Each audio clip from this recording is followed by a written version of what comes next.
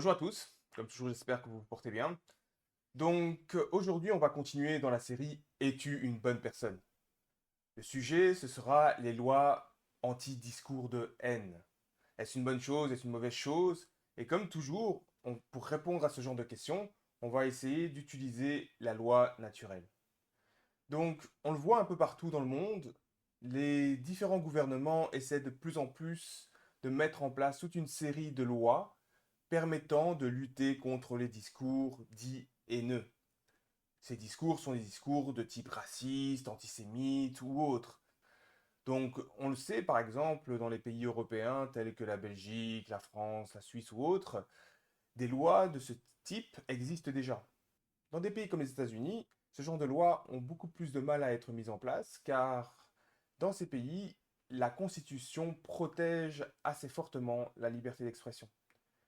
De plus en plus, on voit que dans tous les pays, principalement occidentaux, puisque c'est eux qui se vantaient d'avoir la plus grande liberté à ce niveau-là, dans ces pays, on voit qu'il y a de plus en plus une volonté de mettre en place ce type de loi, surtout depuis l'avènement des réseaux sociaux. Si on regarde au niveau des politiciens, on va voir que l'on soit de gauche ou de droite, la plupart d'entre eux sont d'accord sur le fait qu'il est nécessaire de mettre en place ce type de loi, car on ne peut pas laisser tout dire sur la place publique, et cela est dangereux pour la sécurité du groupe.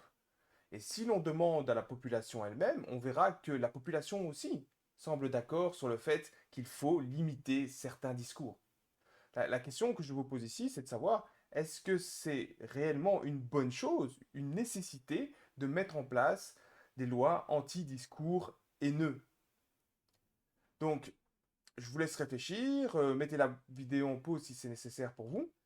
Mais vous savez que ici, pour répondre à ce genre de questions, je me base uniquement sur la loi naturelle. Donc je ne me base pas sur mes ressentis. Et donc le but de ces vidéos est bien évidemment de vous faire intégrer cette loi naturelle afin de pouvoir discerner de manière claire le bien du mal.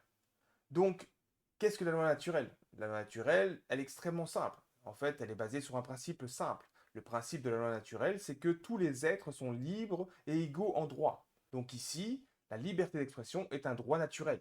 Que prédit cette loi? Cette loi prédit que si un groupe ou un individu vit en respectant ce principe, eh bien, ce qui va se passer, c'est que l'on va aller vers plus de paix, plus de liberté et moins de souffrance. A l'inverse, lorsque cette loi est transgressée, violée, ce qu'il va se passer, c'est que l'environnement va petit à petit perdre de la liberté, on va se rapprocher vers de l'esclavage, on va avoir de plus en plus de souffrance et de chaos.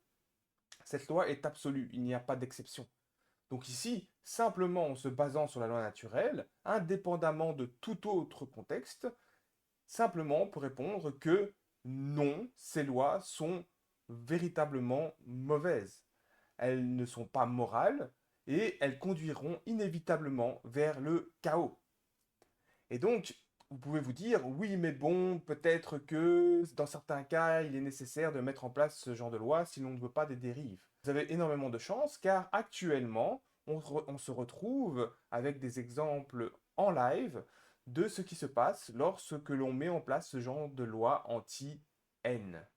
Eh bien, vous avez ce qui se passe actuellement en Europe et également aux États-Unis. Vous avez des gouvernements qui vont utiliser ces lois ou ces mesures censées être mises en place pour lutter contre les discours haineux. Eh bien, ils vont utiliser ces lois, ces mêmes lois, pour faire taire toute la dissidence. Dans ce cas-ci, ici, on parle par exemple de toutes les personnes ou les groupes d'individus qui vont critiquer ouvertement le régime israélien, qui est clairement un régime criminel avec une armée de criminels. Donc ici, qu'est-ce qu'il se passe? C'est qu'en fait, pour protéger ce régime de criminels, les autres criminels que nous avons dans les différents gouvernements vont utiliser les lois anti-discours de haine pour attaquer toute dissidence. Et donc, vous avez ces exemples dans la presse tous les jours, des personnes n'ayant fait que critiquer des criminels, ben, sont attaquées elles-mêmes alors qu'elles n'ont rien fait de mal. Vous voyez pourquoi il est important de ne jamais aller dans le sens de la censure. La censure et la limitation du discours est toujours l'arme des tyrans, des faibles d'esprit. Il n'y a pas d'exception à ce cas-là. Et l'histoire l'a prouvé maintes et maintes fois. Donc vous me direz, oui, mais comment fait-on alors si on ne peut pas limiter ce genre de discours? Car évidemment, on voit bien que certains discours sont clairement, véritablement des discours qui vont prôner la haine de l'autre individu ou bien de la différence. Eh bien, comme toujours, la seule solution que vous avez pour lutter contre ce genre de discours, eh bien, c'est l'éducation. Et ici, je parle bien de l'éducation, pas de l'endoctrinement qui est fait partout dans le monde, dans notre civilisation soi-disant avancée. Cette réelle éducation est basée sur une intégration du fonctionnement de la loi naturelle.